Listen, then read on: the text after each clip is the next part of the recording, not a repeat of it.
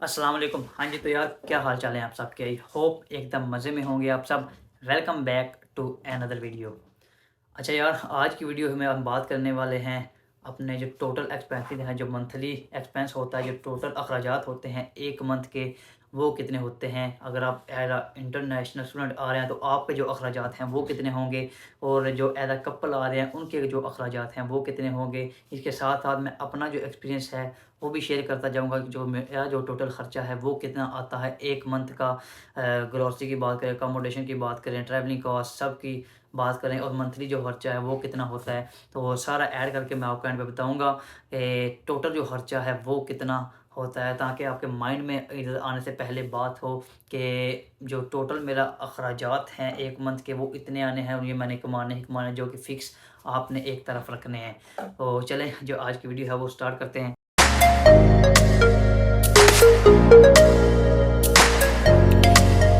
तो यार सबसे पहले अगर बात करें तो आता है जी अकोमोडेशन का, जो कि बहुत ही ज़रूरी है इधर आपको रहने के लिए।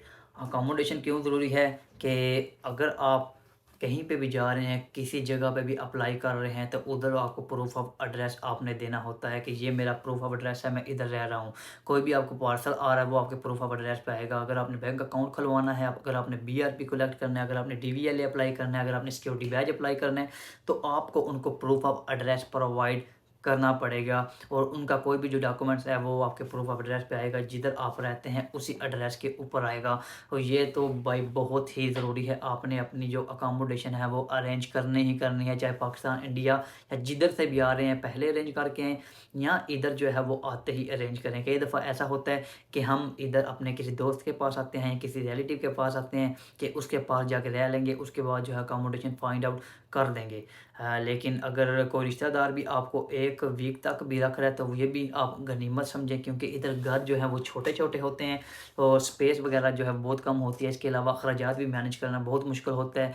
तो कोशिश करें, आप जिधर भी आ रहे हैं, दोस्त के पास आ रहे हैं या फिर अपने किसी रिलेटिव के पास आ रहे हैं, तो उसके पास थोड़ी देर रहें और अपने लिए जो अकोमोडेशन है वो अरेंज कर लें। परमानेंट ज़हन जो है उनके पास रहने का ना ही बनाएँ। बेशक आप उनको रेंट पे करते हैं, लेकिन कोशिश करें एक सेपरेट दें, ताकि आपको एक एक्सपीरियंस भी होगा किसी प्रदेश में सेपरेट रहने का। तो यार अकोमोडेशन की बात करते हैं, तो ये डिपेंड करता है एरिया वाइज़ कि आप किस एरिया में रह रहे हैं। अगर मैं अपने रेडिंग की बात करूँ जिधर मैं रहता हूँ, तो इधर जब मैं आया था तो मैंने पहले मंथ से 300 पाउंड जो है वो रेंट पे किया था, और अभी तक भी जो है मैं 300 पाउंड रेंट पे कर रहा हूँ। हालाँकि जो अकोमोडेशन है उनकी बहुत शॉर्टेज हो गई है, और जो रेंट था वो कम से कम हर अकोमोडेशन हर रूम के पीछे 50 से 100 पाउंड एक्स्ट्रा हो गया है। यानी जो पहले 200 250 का मिल रहा था वो अभी 3 से 350 तक मिल रहा है। ये मैं शेयर्ड की बात कर रहा हूँ। अगर आप सिंगल रहना चाहते हैं तो वो आपको कम से कम 4 से 500 के दरमियान मिलेगा, 500 तक आपको सिंगल रूम मिलेगा। तो मैं 300 पाउंड जो है वो अपना रेंट पे करता था। मैंने 2 दफ़ा चेंज किए तो हर जगह पे मेरा 300 पाउंड था। और अगर आप कपल की बात करें तो कपल का जो है मिनिमम स्टार्ट होता है 700 पाउंड। और इनका जो 700 पाउंड से लेके 800 1000 तक भी चला जाता है, 1200 तक भी जाता है। फिर ये डिपेंड करता है एरिया वाइज़, सिटी वाइज़ और हाउस वाइज़ कि किस तरह का घर है, किस लोकेशन पे आप रह रहे हैं। अगर आप बर्मिंघम की मैं बात करूँ तो उधर मेरे दोस्त रह रहे हैं शेयर्ड में, तो उनका जो रेंट है वो अपने घर का रेंट दे रहे हैं आई थिंक 450 या 500 तक अभी चला गया होगा, दोनों 250-250 दे रहे हैं। लेकिन as compare to London, London यार बहुत महंगा है। उधर आपको जो शेयर में रूम मिलेगा वो कम से कम 400 का मिलेगा। सिंगल की बात करें वो 500-600 तक चला जाएगा, और कपल की फिर और ही ज़्यादा उसकी बात चली जाएगी। तो ये जो रूम का रेंट है ये भी भाई आपने पे करना ही करना है।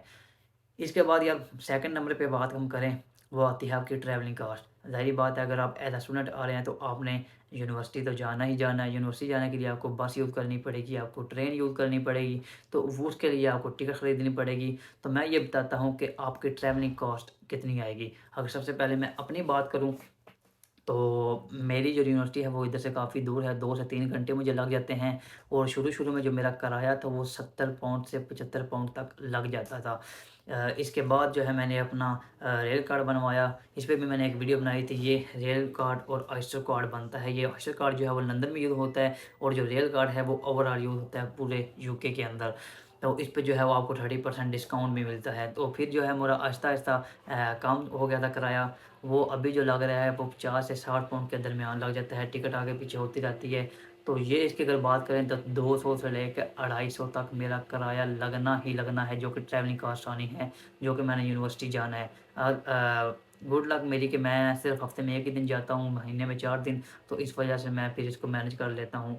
इसलिए मैं इतना दूर रह रहा हूँ। अगर मुझे 2 दिन भी जाना पड़ता तो मैं डेफ़िनेटली उधर मूव कर जाता, नॉर्थहैम्पटन। तो आपने कोशिश करनी है कि उधर ही रहें जिधर आपकी यूनिवर्सिटी है और जिधर आपकी जॉब है। दूर रहने की गलती कभी मत कीजिएगा, ताकि जो आपकी ट्रैवलिंग कॉस्ट है वो कम से कम आए और एक चीज़ जो है वो आपकी सेव रहे। और इसके अलावा मैंने ये वीडियो आपको बताया बनाई थी, इस पे आपने रेल कार्ड किस तरह बनवाना है, वाइसर कार्ड किस तरह बनाना है, वो जाके आप वीडियो देख सकते हैं। इसके अलावा यार बात करें ग्रोसरी की, तो ग्रोसरी भी ज़ाहिर बात है ज़रूरी है। खाना-पीना, ज़िंदा रहने के लिए खाना तो खाना है ही है। तो मैं ये आपको रिकमेंड करता हूँ कि अगर आप आ रहे हैं तो कम से कम इतना सीखें कि आप अपने घर पे खाना बना सकें। क्योंकि इधर आके जब आपने बाहर से खाना है तो वो अल्टीमेटली महँगा पड़ेगा एज़ कम्पेयर टू जो कि आप घर पे बना के खाते हैं। अगर मैं अपनी बात करूँ तो मैं नहीं था सीख के आया, और जिसकी वजह से मुझे अभी तक बाहर से लेना पड़ता है। अगर खाने की रोटियों की बात करें तो वो मैं एक पैकेट मिलता है 3 से 4 पाउंड का पराठों का, तो उसमें 20 पराठे होते हैं। तो एक टाइम में जो है वो बंदा 2 या 3 खा ले तो बंदा फुल हो जाता है। और उसके अलावा सालन की बात करें, सालन भी बना-बनाया बाहर से ले आते हैं, एक मील मिलती है, वो आपका 1 दिन भी गुज़र जाता है और 2 दिन भी गुज़र जाते हैं। बाद वक़्त होता ये है कि आप इधर आके किसी टेक अवे पे जॉब करते हैं, तो आपका एक टाइम का जो खाना है वो उधर से ही हो जाता है, आप उधर से ही खा लेते हैं। और इसके अलावा जो बात करें, दूध आता है, दही आती है, अंडे आते हैं, या फिर सब्ज़ी वगैरह अगर आप सैलड वगैरह लेके आ रहे हैं, तो ये फ्रूट वगैरह, ये छोटी-छोटी चीज़ें जो हैं वो ग्रोसरी के अंदर आती हैं। ये जो आपने इधर आके लेनी ही लेनी है और खाना ही खाना है। तो इस पे जो एक्सपेंस आपका आ जाता है, अगर आप बाहर से खा रहे हैं तो वो तकरीबन 200 से लेके 250 के दरमियान आता है। अगर यही आप चीज़ें जो है अपने घर पे बनाएँगे तो आपका 150 से लेके 200 के दरमियान या इससे भी कम हो सकता है। तो ये भी जो है भई आपने देना ही देना है। इसके अलावा बात करें अदर एक्सपेंसेस की। अदर एक्सपेंस में यार क्या आता है, सबसे पहले आपका आता है फ़ोन कॉन्ट्रैक्ट, जो आपका सिम का पैकेज है, क्योंकि इंटरनेट के बगैर भाई दुनिया इधर ब्लॉक है, कुछ भी नहीं है। आपके पास इंटरनेट नहीं है तो आपके पास कुछ भी नहीं है, इसके बगैर आप चल ही नहीं सकते। यही समझे कि स्टॉप लग गया है, क्योंकि आप जब इधर नए-नए आते हैं तो आपको लोकेशन मालूम करनी होती है, किधर भी जाना है, आपने यूनिवर्सिटी जाना है, आपने अपने घर पे जाना है, आपने जो है अपनी जॉब पे जाना है, तो आपने लोकेशन लगा के जाना है, उसके लिए इंटरनेट ज़रूरी है। इसके अलावा बस का या ट्रेन का आपने टाइम चेक करना है, उसके लिए इंटरनेट ज़रूरी है। उसके अलावा अगर आप बात करें, आपने यूनिवर्सिटी की ऐप डाउनलोड करनी है, उसके लिए इंटरनेट ज़रूरी है, उस पे क्लासेस चेक करनी है, इंटरनेट ज़रूरी है। तो इसके बगैर आप भाई चल ही नहीं सकते, आपके पास इंटरनेट होना बहुत ही ज़रूरी है। तो उसके मुख्तलिफ पैकेज होते हैं, मैं अभी जो यूज़ कर रहा हूँ 15 से 20 पाउंड का लगता है, कभी 15 का, कभी 20 का। तो उस पे जो डाटा डिपेंड करता है कौन सी सिम यूज़ कर रहे हैं, उसके हिसाब से डाटा मिलता है। इसके बाद यार बात करें कि आते ही जो हम बात शुरू करते हैं, कॉन्ट्रैक्ट कर लेते हैं मोबाइल फ़ोन का, यानी मोबाइल फ़ोन इंस्टॉलमेंट पे ले लेते हैं, जो कि मैं बिल्कुल भी आपको रिकमेंड नहीं करूँगा। क्योंकि अगर आपके पास एक अच्छा मोबाइल है जो कि काम कर रहा है, आपका गुज़ारा कर रहा है, तो भाई बिल्कुल भी ये एक किस्म का फ़ज़ूल ख़र्च है, ये आप ना ही करें तो आपके लिए बेहतर रहेगा। मैं अगर अपनी बात करूँ तो जितना मुझे क्रेज़ था आईफ़ोन अपग्रेड करने का, यकीन करें ना ही पूछें, मैंने आईफ़ोन 4 से स्टार्ट किया था और अभी मेरे पास आईफ़ोन 11 प्रो है, जिसमें मैं अभी बैठ के वीडियो बना रहा हूँ। और मेरे पास कोई भी मोबाइल 6 मंथ से ज़्यादा नहीं था, टिकटॉक मैं अपना मोबाइल अपग्रेड करता था। और ये वाहिद मोबाइल है जिसको तकरीबन मुझे 1 साल से ज़्यादा होने वाला है और मैंने इधर आकर मोबाइल अपना अपग्रेड नहीं किया। मैंने कहा भाई अभी चल रहा है, तो जब जो स्टूडेंट स्टेटस है वो चेंज होगा, अपनी फ़ीस वगैरह मुकम्मल हो जाएगी, फिर जो है मोबाइल बाद में ले लेंगे, या फिर अभी अगला मोबाइल आ रहा है 2 महीने तक, फिर वो एक ही दफ़ा मोबाइल लेंगे, अभी ज़रूरत नहीं है मोबाइल लेने की। तो इस वजह से अगर तो आपके लिए बहुत ज़रूरी है, आप एक व्लॉगर हैं, कंटेंट क्रिएटर हैं, तो आप अपना मोबाइल आपके चेंज कर सकते हैं। अदरवाइज़ अगर आप नॉर्मल मोबाइल यूज़ करना है, तो अगर आपके पास एक अच्छा मोबाइल है जो कि काम कर रहा है, तो बिल्कुल भी अपग्रेड अपना मोबाइल ना करें, ये कॉन्ट्रैक्ट ना करें। इसके अलावा आप बाहर खाने के लिए कहीं पे चले जाते हैं, या फिर कोई चीज़ आपको बाहर जाके पसंद आती है, सॉस वगैरह ले आते हैं, शूज़ वगैरह, उसके अलावा शर्ट वगैरह, तो ये आपकी ज़रूरत है, आपने पहननी है, तो ये जो है आप बाहर जाके ख़रीद सकते हैं। तो अगर अदर एक्सपेंसेस की बात करें तो वो जो है वो 100 से 200 के दरमियान या 150 तक आपका अदर एक्सपेंस भी आ जाता है। और अगर इनको हम सम अप करें तो सबसे पहले 300 पाउंड जो आता है वो अकोमोडेशन का हो गया, 200 से 250 कर लें उसका ट्रैवलिंग कॉस्ट 550।